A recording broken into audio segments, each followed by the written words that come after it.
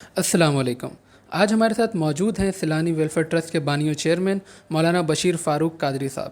آج ہم مولانا صاحب سے بڑے ہی اہم موضوع پر گفتگو کریں گے۔ حال ہی میں مولانا صاحب نے 15 سے 16 گھنٹے کا سفر طے کر کے اسلام آباد میں وزیر اعظم پاکستان عمران خان صاحب سے ملاقات کی، جس کے بعد ہم نے کراچی کے کاروبار میں کچھ رونقیں بحال ہوتی دیکھیں۔ اب اس بار آپ کی ملاقات صدر پاکستان ڈاکٹر عارف الوی صاحب سے ہوئی ہے، اور ہم نے سنا ہے کہ ڈاکٹر عارف الوی صاحب نے سیلانی کے خدمات کو بھی سراہا ہے۔ بسم اللہ الرحمن الرحیم۔ نہ صرف ہم وزیر اعظم کے پاس گئے ہیں یا صدر پاکستان کے پاس گئے ہیں، ہم ہر ایک کے پاس گئے ہیں، اور الحمدللہ اس میں کتنے لوگ ہمارے پاس تشریف بھی لائے، جیسے کہ وزیر اعلیٰ صاحب ہمارے پاس ادارے میں تشریف لائے، گورنر صاحب بھی ہمارے ادارے میں تشریف لائے، ڈی جی ریجنس صاحب بھی جو ہیں میجر جنرل عمر بخاری صاحب، وہ بھی ہمارے پاس تشریف لائے۔ ہم ان کے ایوانوں میں بھی گئے تھے اور یہاں بھی یہ تشریف لائے۔ ہم یوم اول سے ان چند پاکستانیوں میں سے ہیں کہ جو اس لاک ڈاؤن کے اس انداز کے بارے میں بہت سے تحفظات رکھتے ہیں۔ ہم نے ابتدا میں ہر فورم پر یہ بات کی ہے، چاہے وہ میڈیا کے فورم پر ہوں، چاہے وہ سرکاری ادارے ہوں، کہ ہمارا ملک گرم ملک ہے، اور کرونا وائرس نے جہاں بھی اموات کے ڈھیر لگائے ہیں وہ ٹھنڈے ملک میں کیے ہیں۔ ہمارے یہاں اس کا کوئی اثر نہیں ہوگا اتنا، اور اللہ کا کرم ہے کل اس بات کا اور کھلا ثبوت ہمیں اور مل گیا کہ جب صدر پاکستان سے بہت ساری باتیں ہوئیں تو انہوں نے اس بات کا اقرار کیا کہ ہم نے جو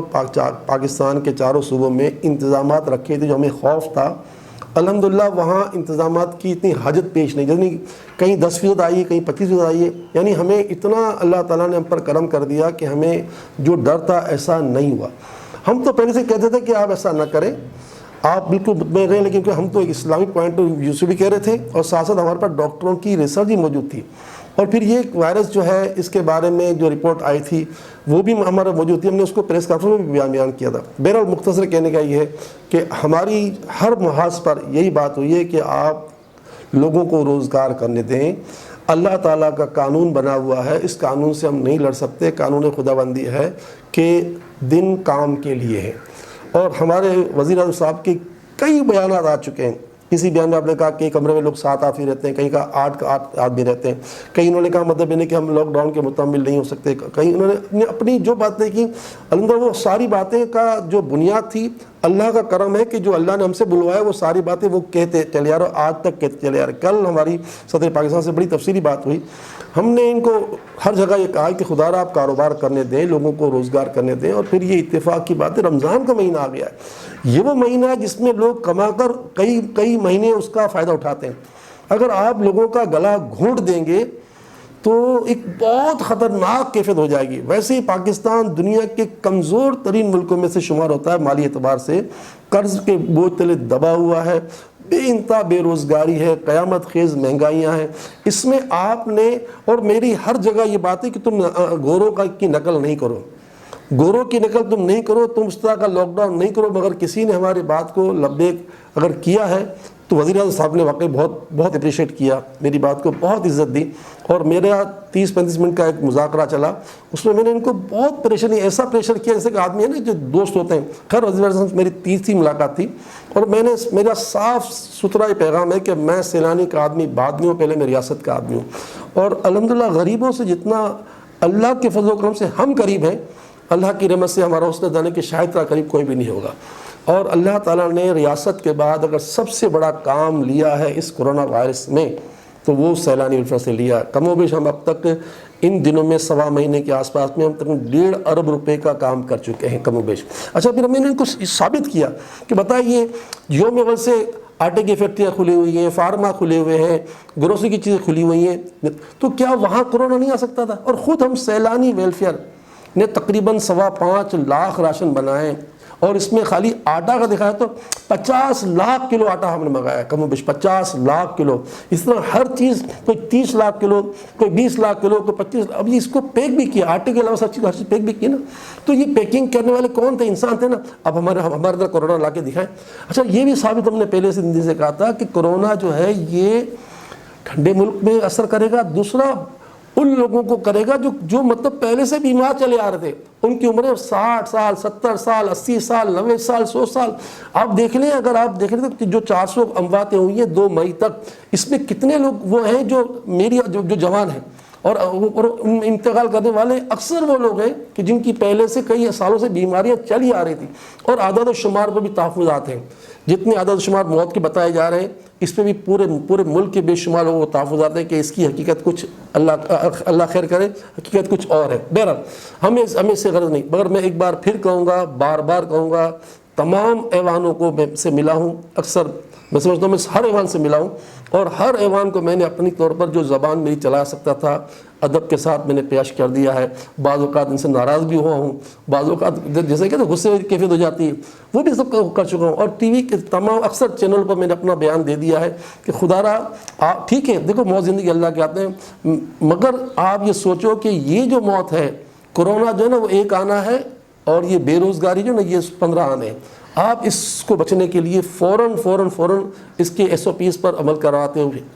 کاروبار کھول دیں، لوگوں کی زندگی بحال کر دیں۔ یہ وہ مہینہ ہے رمضان کا جس میں ہمارے آقا فرماتے ہیں بندے کا رزق بڑھا دیا جاتا ہے، خدا را رزق پر تالے مت لگائیں۔ بس میرا یہ پیغام ہے، ہر ایوان میں اللہ کرے کہ بس یہ بات سب کو سمجھ آ جائے۔ اچھا، کل کراچی کے عوام اور تاجران کے مسائل پر بھی بات ہوئی، وہ کیا تھی؟ دیکھیں، میرا تو ہر جگہ تاجروں کی بات ہوئی ہے نا، کیونکہ ہم نے ایک ریاست کو ایک انٹرپرینیور کی حیثیت سے جو ہے آگے بڑھانے کے لیے ہر موضوع بات کی، تو ہمارا کل بھی تجارتی موضوع پر ہی سارا ہمارا مذاکرہ تھا۔